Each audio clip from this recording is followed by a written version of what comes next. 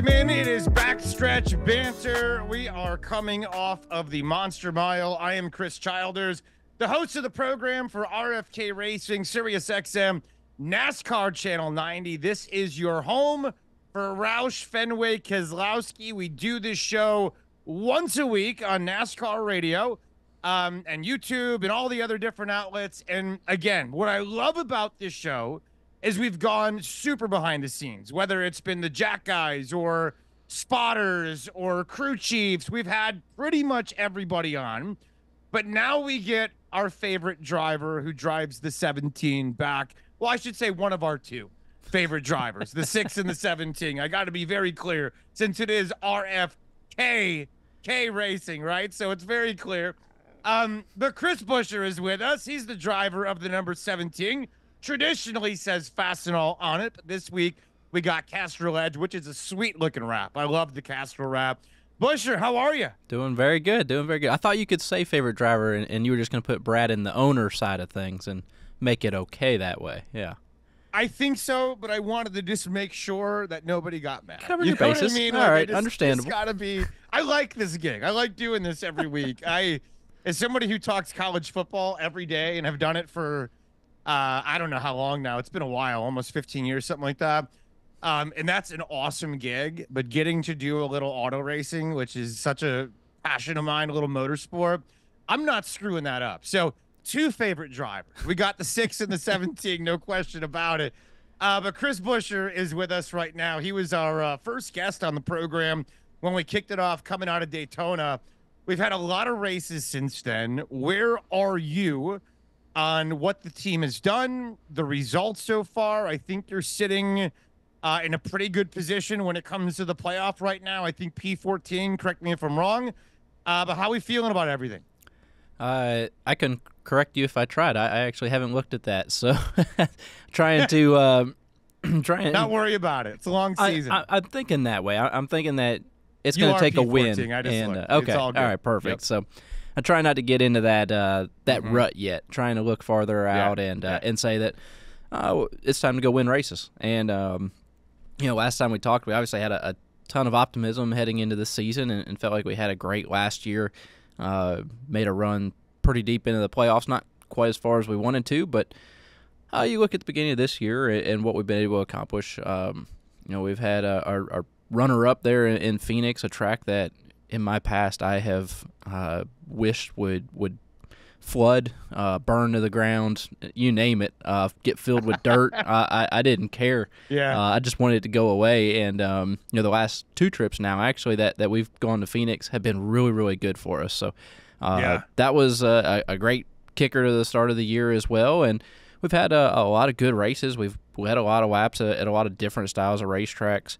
I'll straight up say last week was definitely not our strong point, and it definitely got to go to work and be better than that. And I know it was a tough race for a lot of reasons, for a lot of different teams and different drivers, but we definitely have a handful of things we know that we can do better as a group. Want to go back and make some different decisions at different times and feel like we'd be in a better place. But excited to be moving on. I think our 3rd mile and a half. If I don't think we're counting Atlanta as a mile and a half anymore. That's now a super speedway. So excited to be heading to Kansas. Go see how that one goes. I feel like that's been a track we've had some really good speed and see what we can do with our Castrol Edge Ford Mustang this weekend.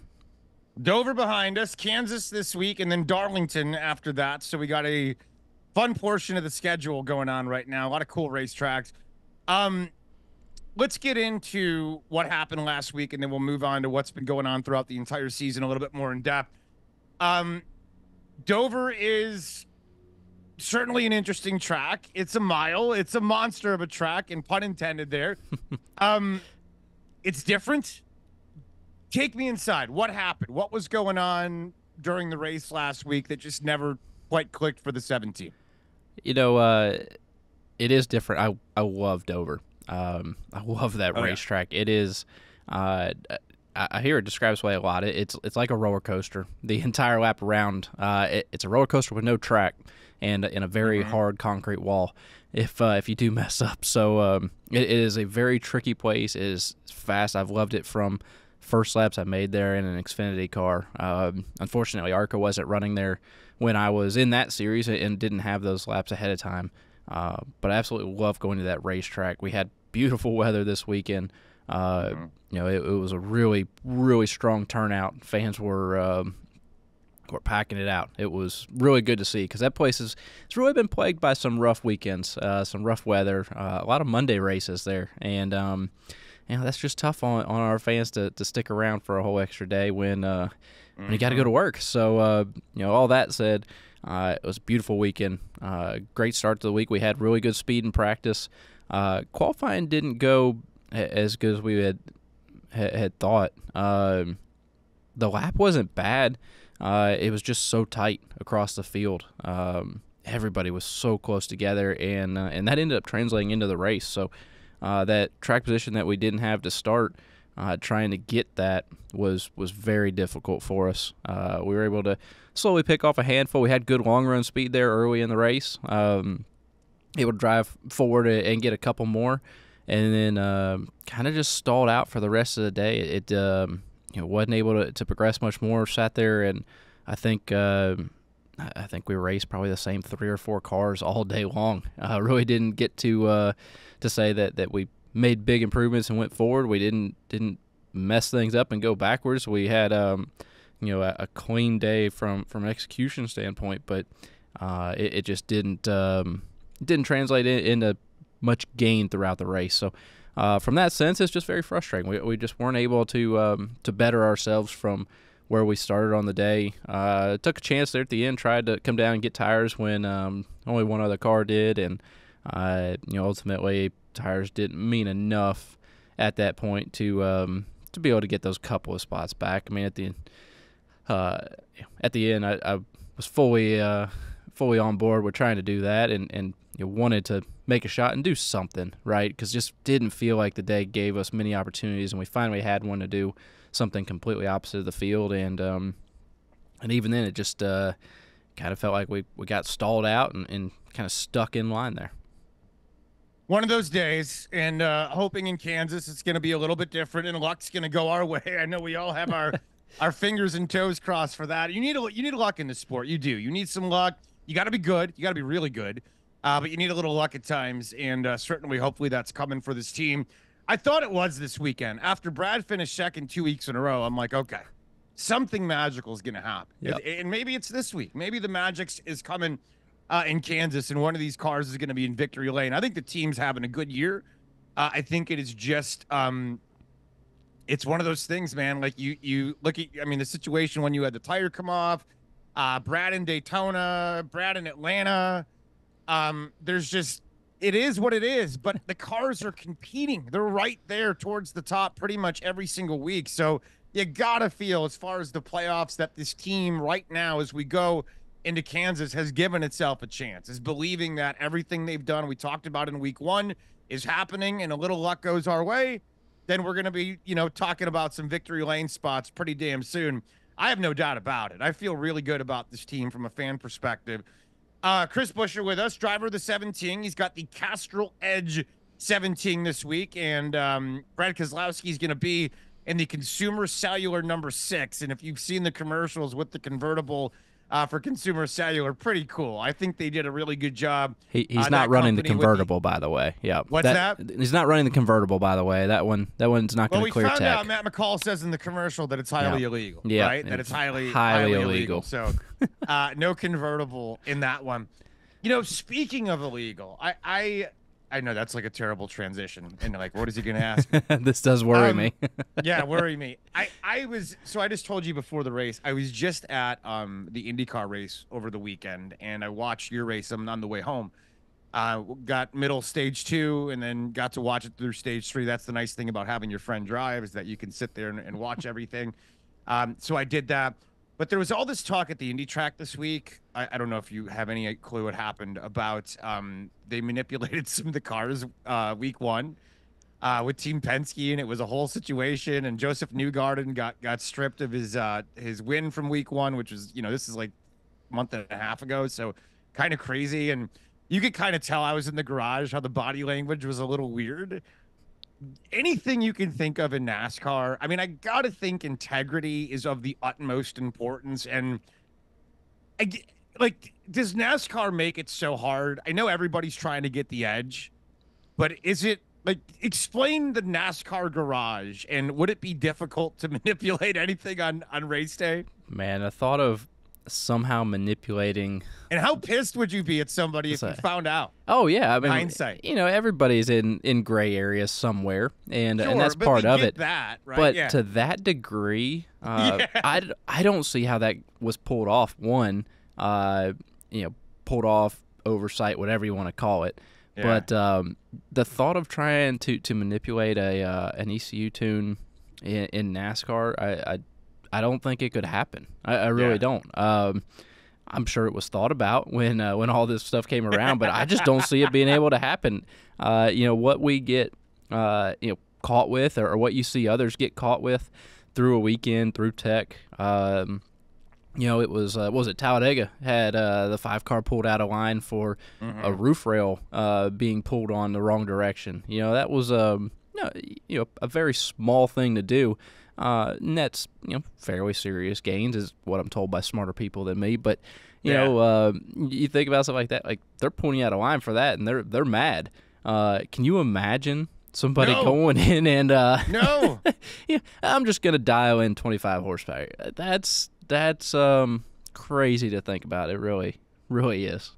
Really crazy. And it was bizarre. I'm as somebody who works in the NASCAR world now, I was like, that IndyCar world's a little weird, man. We had that happen. We had a mannequin fall in the middle of the racetrack. Is it really that weird when you start talking about mannequins falling from the sky? I was saying, like, yeah, it was like, what is going on in that sport?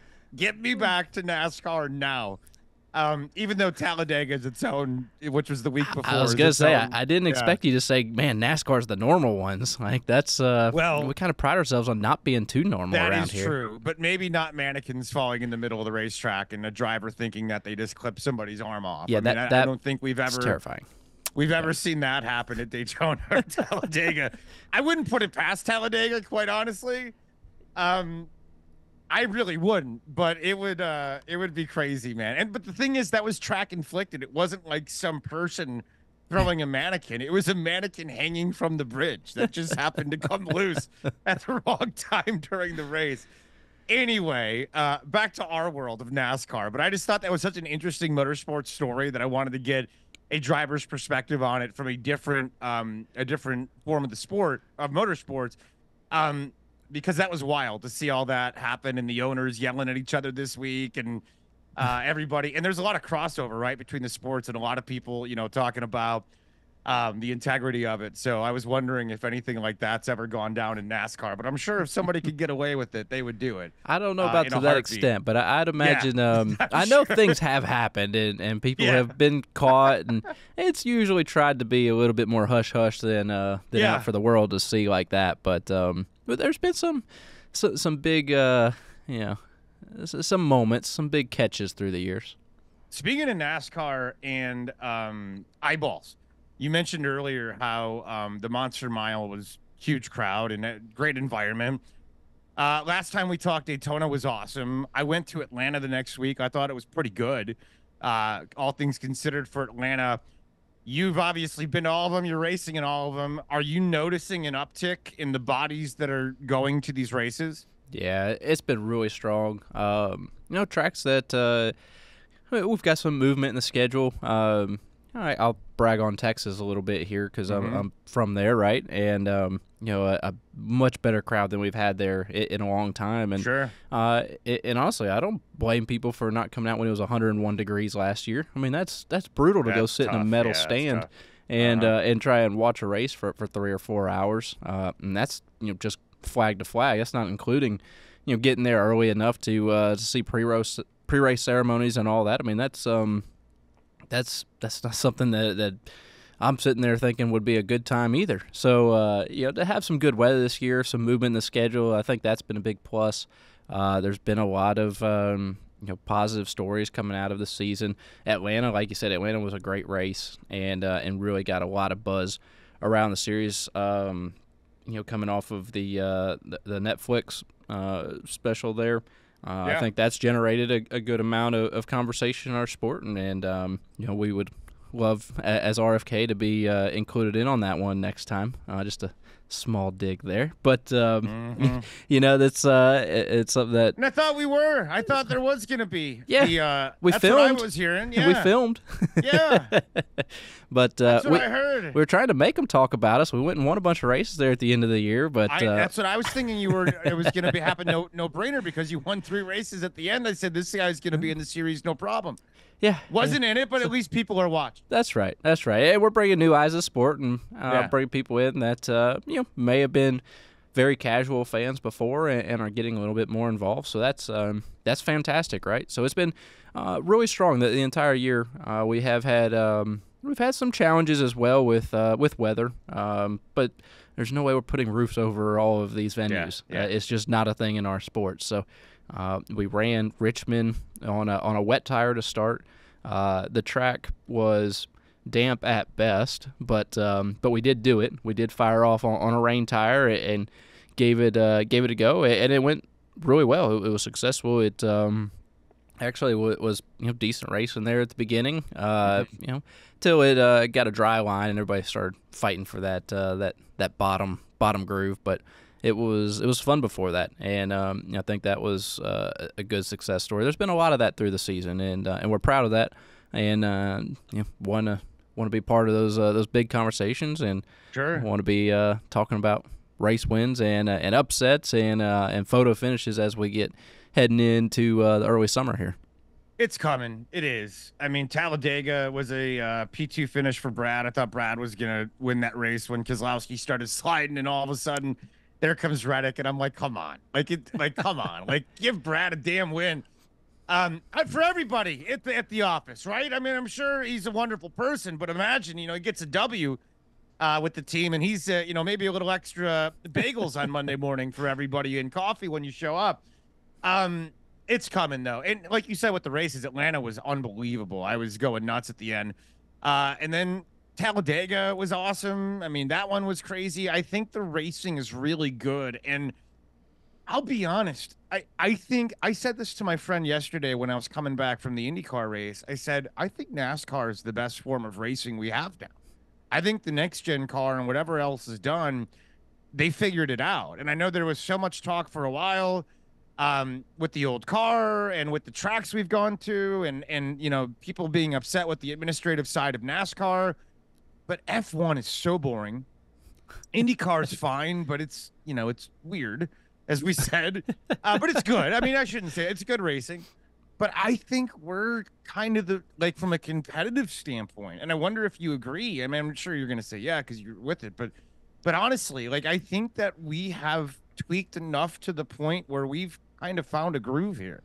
Yeah, in a lot of ways. I'm definitely not going to sit here and say we don't have work to do still. Yeah. And, I'm going to ask you what work in a second. But yeah. You tell me the good stuff I mean, first. It's been pretty well noted, and we know that we're not 100% where we want to be, but we've had we've had good stories. We've had a lot of different winners. We want more passing, and we want to figure out how to make that happen for selfishly for myself.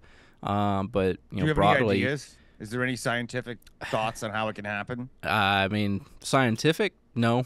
No, not from my mind. I just want to pass, damn it. Yeah. I don't care how. I'm just gonna sit here and say, figure it out. Yeah, I just want horsepower. Just give me horsepower, and maybe that'll be fun. I just that's my go-to. But there you go. I think about growing up and coming through different series. We the most horsepower I've had in a race car was an ARCA car, actually, in my career. It was. Really? Ever since, I think, 2012 in ARCA, they started the tapered spacers after a couple of repaves. Mm-hmm. And with that, the Xfinity cars got detuned, and Cup cars were still pretty high. And then by the time I got into a Cup car, they were down to, I think, 750, which, now I'd love to have 750. But, it's just it's tough. It's tough in that sense when I don't have the answers. That's just what I'm going to sit here and say, and maybe I'm just regurgitating what others are saying, but I feel strongly about it. I think I would love to see that. And then some of the other things that you want to see better. We're not digging at anybody. We want this to be better as right alongside our fans. We want more passing. We want more opportunities. Mm-hmm.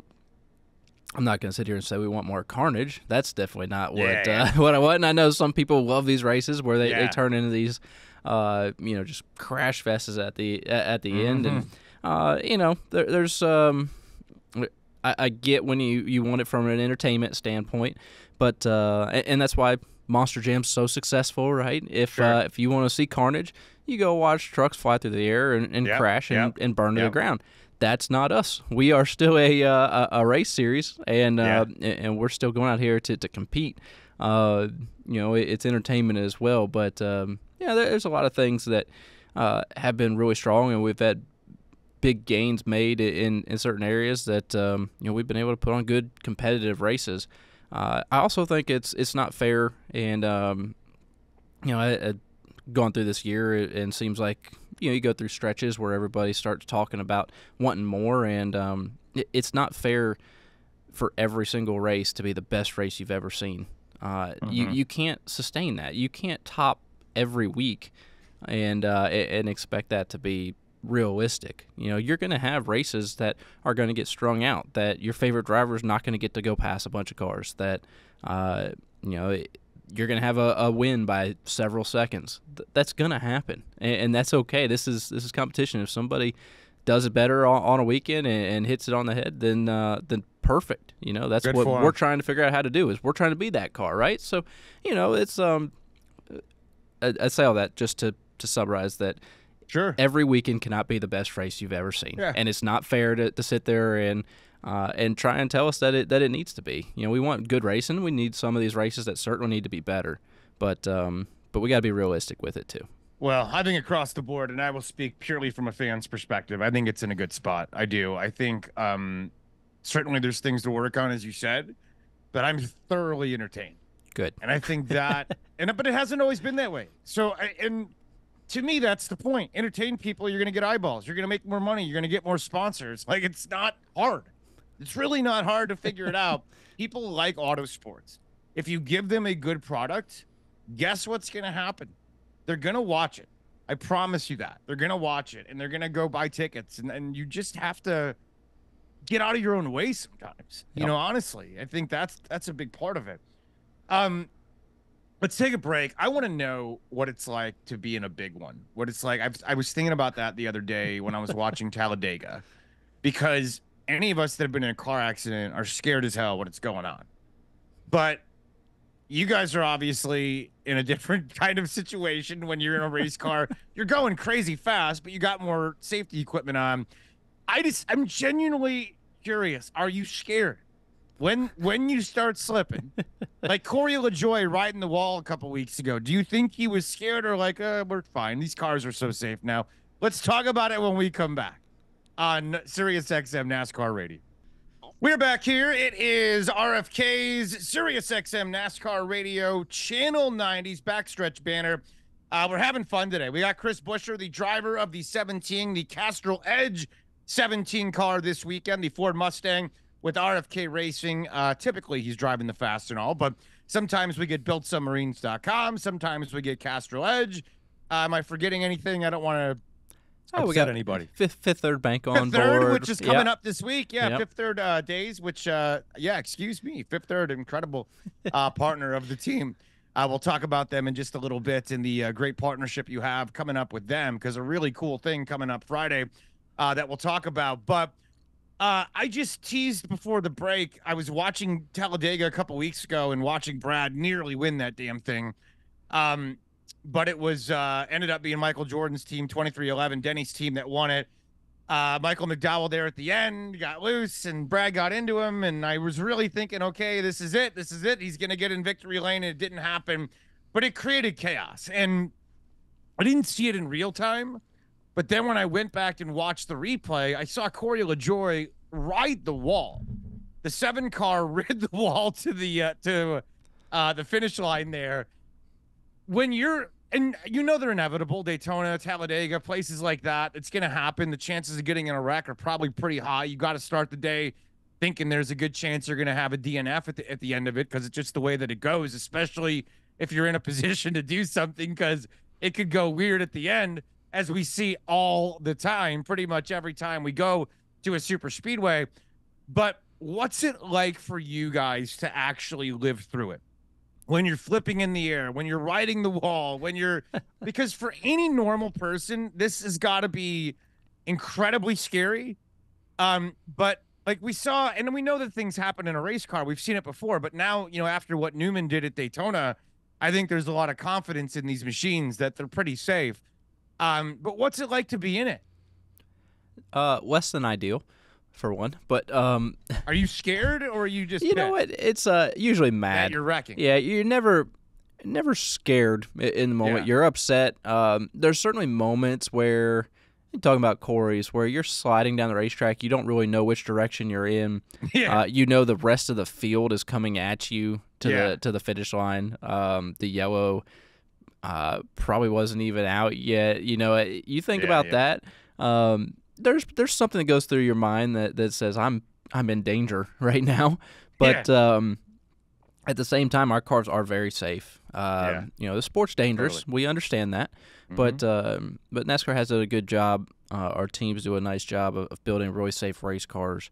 You know, we have so many things added in here to try and make them, you know, just our little safe haven inside of a 200-mile-an-hour rocket, right? So, you know, I've been unfortunately a part of some rather spectacular wrecks. My rollover from Talladega is still used in most of their commercials I've seen.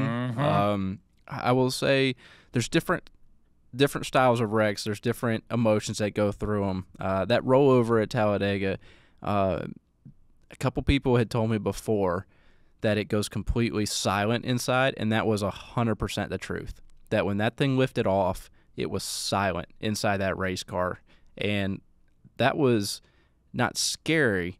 It was just a bad feeling, because you knew gravity was going to win that argument, and you were coming back to Earth at some point, and it was probably going to hurt. And a couple barrel rolls later, it didn't hurt until the final landing when it came back down.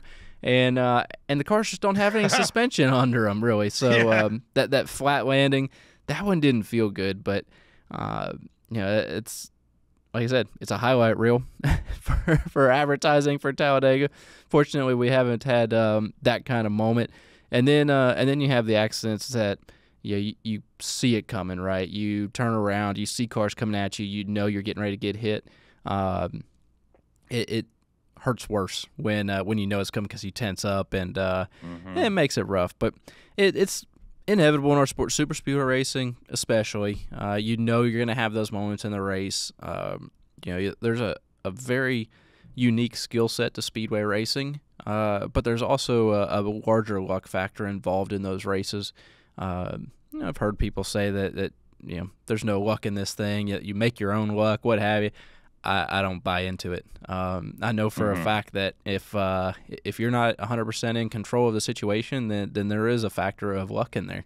And you know, somebody else makes a mistake, goes for a big block, or gives a bad push, and you're an innocent bystander. That's not you making bad luck. That's being involved in bad luck. So it's a higher probability when we go to these racetracks, and we have more statistics than I care to see in a lifetime about where in the field you're safer, who you're actually in danger being around. Believe it or not, we can very specifically pick out half a dozen cars that you do not want to be near, just because by the numbers they are high crash. High involvement, high probability, high instigators of crashes. It is amazing what we can pick out through all this data. So you got to know that when you go to these racetracks, right? You got to know who you're around. So how much of that is on the spotter? How much of that is being communicated to you ahead of time? All that stuff. We have, like, could it be too much in your head? Or, like, for you can overthink it, but yeah. You know, we talk about it before the weekend. You have a pretty good idea of who you work well with, who's a good pusher. Historically, who you can find. Obviously, the manufacturer alliances when we go super speedway racing have become very prominent.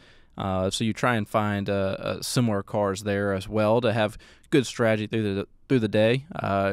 Brad and I have really been able to find each other and work well together and really push strong and have good race cars to be able to do that. And obviously, being teammates, you have an extra level of trust in each other to go accomplish that. But you have a lot of information. Spotters telling you who you're around. Spotters telling you who's been squirrely through the week, through the weekend.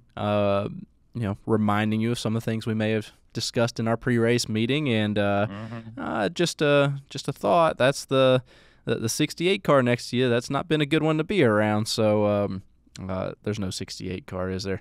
But that's probably a safe one to say, because nobody's going to get offended. Maybe that's the ticket there. But you gotta know those things when you go to those types of racetracks, because it can make a difference on the end of the day. And like you said, if there's a certain skill set to it, and some of that is just understanding how to read the room and who you're around.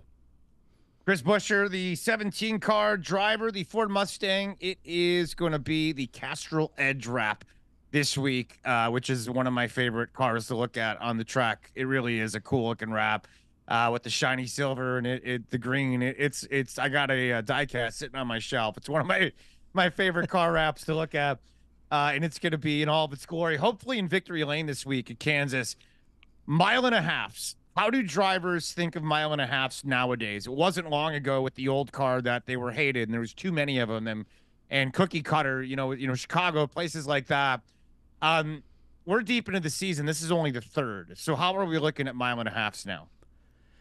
Yeah, they're starting to become the minority of the races that we head into, right? So we don't do it near as much, and I think that's probably a good thing. We have a good mix of different styles of racetracks. Where I'm sitting here saying I love road racing. I really enjoy those races. I'm decent at it. We build really fast race cars for those types of racetracks at RFK. My first Xfinity win came on a road course with Scott Graves, actually. So I say all that because I'm going to follow it up with I don't want to do it every week. I'm good to go do that 5 or 6 times a year. I don't want to go to 7, 8, 9 road course races. That's not what I came to NASCAR to go do. Sure. I want that variety, but I want to go back circle track racing. And I think that as we look at the schedule, like we're talking, it's only a couple of 1.5 miles in here, and I think that's come from our fans expressing what they want to see, and in the sport being able to listen to them and make changes. Being flexible in the schedule, what we've been able to do, some new tracks, bringing back North Wilkesboro, things of that nature. That's been really, really neat to see, and has really helped shake up our season. So now we look at these 1.5 miles. They've been some really good races too, and unfortunately we have lost some of those 1.5 miles that I thought were better races than some that we may have still, but. Kansas has been one that's aged very well. It has become a really good racetrack with a lot of different lines and options. Chicago, and like you said, that one was very good to me. You had a lot of different options, had a ton of character to it, and ultimately, I think that's what I like is the character. When you call it cookie cutter, just because it's 1.5 miles, Chicago and Kansas and Kentucky. How's Nashville? Is Nashville pretty cookie cutter? Nashville is not 1.5 miles by the same definition, I guess. I don't even consider it the same. I don't know what it is about it. It's a lot of braking, a ton of brake usage there. It has short track characteristics on a much larger scale. So it's completely different in that sense. And concrete. You don't have... That's my home track. I don't love it. You don't love it? I'm glad. Well, here's what I'll say about it. I'm glad we've gone to the nighttime. Yeah. Well, yeah. Because it was brutal. I mean, you talked about Dallas. I was like, God almighty, this is not even fun. Like, I love NASCAR, but it's not even fun at this point. I can't imagine what it's like in a car. But going to the nighttime was cool. It's fine. I live about a half a mile from the fairgrounds. So I would die if we fixed that thing up and made it what it could be, it would be just awesome. And there's been so many people here that have been, trying to convince everybody to get behind it. We have a pain in the ass soccer club owner right next door who's been yelling and screaming about it, but I just think it would be so great. And I mean, hell, if you want to run 2 Nashville races a year, great. That's fine. If you want to go to the 1.5 miles, I'm all for that. But we got a really cool fairgrounds track that is just needing some tender love and care, man. And I think it would be, I really do think it would be one of the best spots on the schedule every year. I think you guys would love it. And hell, I mean, everybody that I've talked to, like Chase Elliott's like, hold on, you're in Nashville, like we're friends now, like we're cool. So a lot of people are into it. Let's break. We'll come back. I gotta ask you, I think your baby's what, 2 months? Getting close? 2 months now, yep. That's 2.5 crazy. months. So you've had the season going on and a brand new person to take care of. So let's talk about it when we come back. Childers and Buescher on Sirius XM NASCAR Radio. We're back here. It is Sirius XM NASCAR Radio, Backstretch Banter with RFK. Chris Buescher, our guest this week. We got a driver on the show. Chris was with us in week number 1. It's great to have him back. We've had all the people that work with him on over the last couple of weeks, his Jack guy, and we've had his crew chief on, Mr. Graves. We've had all kinds of different representative spotter, which I have learned so much from picking those guys' brain and getting to know what they do for a living. It's kind of cool to go inside like a jackman's life and what they do and the kind of physical fitness they need and, the strength. It's kind of amazing. But today's a driver, and we all love the drivers. We all love Chris Buescher, the driver of the 17 for Castrol Edge this weekend, but traditionally you see him in that 17 Fastenal in the blue. Daytona was interesting. You and I talked coming out of Daytona. I think it was the Tuesday after, and you just had your second kid. You just had a baby, and you had to leave the duels. I think you finished a duel, went home, were with your wife. I think the wife, your wife had said child, but you were on your way there. You made it there. You spent time. Then you got to get back. Luckily, the race was delayed by a day for the rain, so you can get your wits back. But now you're in full-on season mode, full-on athlete mode. But I'm sure the wife is like, hey, dude, you got to help me. So what's tell me how the baby is and how's it going? Yeah, the timing was much worse the second time around. Charlie was born in the off-season, and I was around for 2 months, and that was really nice. I was really able to help a lot more. I think the fact that I get to leave on Fridays and Emma is stuck at home trying to raise 2 now, I don't think that goes over really well because she knows that you actually get to sleep at the racetrack a little bit and, you get a little more rest. That didn't used to be the case. Used to sleep really good at home, and kids do not let that happen anymore. So it has been absolutely fantastic. Having a ball. Red is 2.5 months now. I barely exist to him at this point, but that's okay. I understand because I've been through this once already. Sure. And Charlie has gotten to the point where I feel like every week is the best week yet. She's just coming into her personality.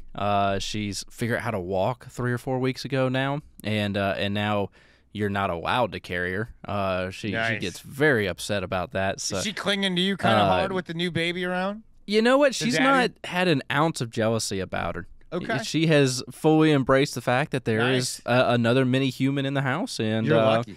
I know. I've actually heard that quite a bit. I think she doesn't realize this, but I'm gonna say that she does. She's gonna have a friend to grow up with, right? I think it's gonna be really, really neat for her going forward. And she does great. She has figured out that, well, mom burps him, so surely I need to go burp him. And so she'll randomly go up and start patting him on the back. And I was like, well, you got the spirit. It's not the right time, but you go. get after it. Good enough, yeah. Good enough. Just be gentle and yes, please. Maybe something will come up, yeah. Please. That's awesome. I love that, and I love the family dynamic going on. And you're in the mid. I mean, you're a race car driver. You got a busy schedule and a life, but that balance is so important. It really is, and to appreciate all these moments is so important, especially when they're that young. Is the wife a race fan? Does she keep up with what's going on Sunday, or is she out and about with the children now? Oh yeah, she's she tells me all about what I did wrong when I get home. Oh really? Oh yeah, yeah. Really? She's watching, so we. Okay. Does she ever go? So, or yeah, not? I would say it's less right now, just because it is a little hard to travel. Yeah. But I would say she's usually comes to about 8 to 10 a year, something like that. Would you worry? I mean, you can't. Can you bring a baby out onto the grid? So we had everybody with us in Bristol, and you did. We came down and Nice. everyone came down to the grid. Rhett went through his first pre-race ceremony. Luckily, the flyover was rather quiet. It was the smaller planes with the the smoke trails and all. We got lucky, because I was really worried about that. Yeah. And then obviously Bristol's so loud, so everyone takes off and goes out and watches from the motorhome there, which gave them a good place to settle in and be comfortable. But so yeah, that's the only race that everyone's been able to come to this year. But I think in Darlington here in a few weeks we'll be able to get everybody together again and be at the racetrack. And I think a bunch of people on the team here, they're missing Charlie at this point. So we have like 19 babysitters when we get to the racetrack. People just take her and walk her around, and well, she can walk now, so they'll be in for a big surprise this go around. Yeah, they can chase her. There's gonna be around. a lot of chasing at this point, which is awesome. I love that. I really do, and I'm glad that the team is. It seems like it's a big family there at RFK, and everybody kind of looks out for each other and likes each other, and has a good relationship from the drivers on down to hell, everybody that I mentioned that I've talked to over the last couple of weeks, and the people that I work with, like Thomas Burfield and Brandon Lee and Kevin Woods and Elijah Burke, all the great people at RFK who helped put the show on. Let's break. We'll come back. We got one more segment. We got to preview Kansas. Sounds like a plan. Childers and Buescher on Backstretch Banter with RFK Racing, Sirius XM NASCAR Channel 90. We're back here on Backstretch Banter, Sirius XM NASCAR Channel 90. It is RFK's fantastic weekly show that we do on this channel every single week, and it's pretty cool. We get to go inside one of the great racing teams of all time in NASCAR, and today it's the driver. It's the 17-car driver. It is Chris Buescher, the Ford Mustang, the Castrol Edge Ford Mustang this week as they go to Kansas. Let's talk Kansas. It's the 1.5 miles. We talked about it a minute ago, some of the characteristics of it.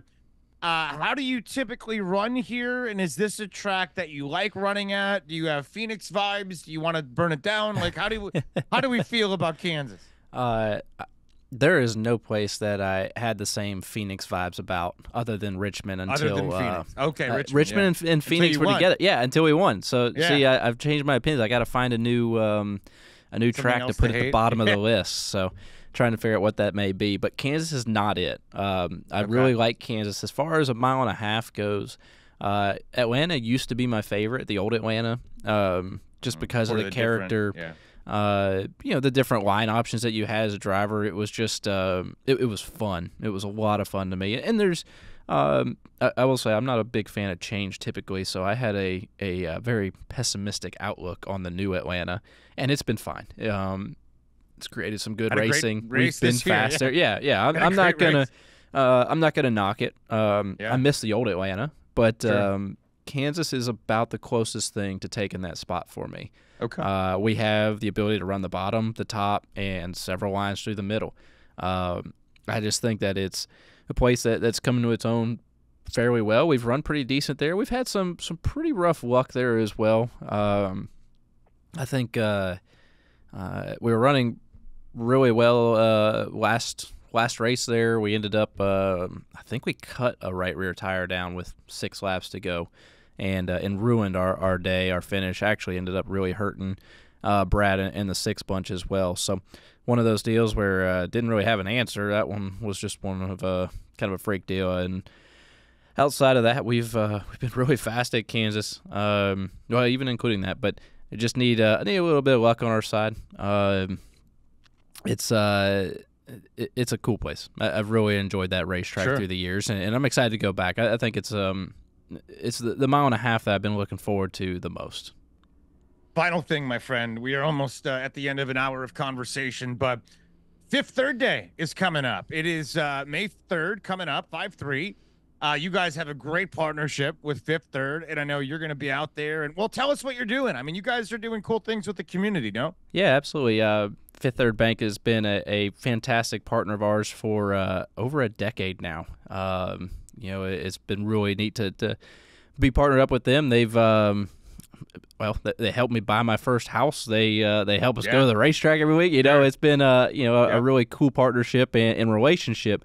Fifth Third Day is May 3rd. So myself and a bunch of the folks from the shop here at RFK are heading down to Charlotte. We're going to go volunteer with Second Harvest Food Bank. Going to put together a bunch of meals, a bunch of boxes to be shipped out.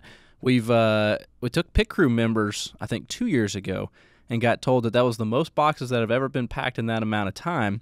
Yeah, and I bet you just can't understand how a bunch of racers turned something that was supposed to be just calming into a competition. So 2 rows hustling as fast as we could, and ran out of items to pack. So really excited to do that. It's something a really neat opportunity that Fifth Third Bank has allowed us to volunteer with and be a part of, to give back to our communities as well. And it's been really special. Last year, got to go to the hospital actually that we had both of our children at.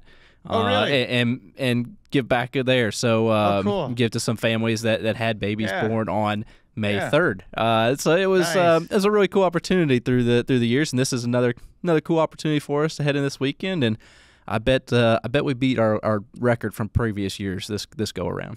Are the pit crew guys coming? Oh this time too? Yeah, we got a handful of them coming down too. So we're gonna get it done. Well, I'm sure you'll know the time, and you'll be gunning for the time, and you'll be going after it and trying to break. I mean, racers are racers. Boys are gonna be boys. Doesn't matter if it's race cars, engines, or shopping packing carts. Food doesn't. Yeah, we want to go first. We want to be in victory lane, no matter what it is. It could be the Second Harvest Food Bank victory, but we want that recognition at the end. That is the racer and everybody there in that business, no question about it. Chris Buescher, driver of the 17. He's got the Castrol Edge wrap this week as their primary. It is really cool. You can't miss it. The silver and the green. It is awesome. It really is. It is a great company, great product, and it's going to look cool on the racetrack this weekend. Mr. Buescher, a pleasure. Thank you, sir. Absolutely. Thank you. Looking forward to a good one. Everybody go get Hoist, the black cherry. It's got the number 17. That's the good one, yeah. Yes. If you see it in stores, the 17 is on the case. It's Chris Buescher Hoist. So you got to get it. I don't know how we pulled that one off, but we're a fan around here. It's pretty awesome. It's pretty awesome. You got your own drink pretty much. But Chris, you're the best, dude. Thanks a lot. Good luck this week in Kansas. Thank you. Appreciate it very much. That is Chris Buescher, driver of the 17 Ford Mustang. We're done. I'm Chris Childers. Hope everybody enjoyed this edition of Backstretch Banter. For everybody at RFK, I'm Chris Childers. We'll see you next week. Sirius XM NASCAR Radio. Peace, everybody.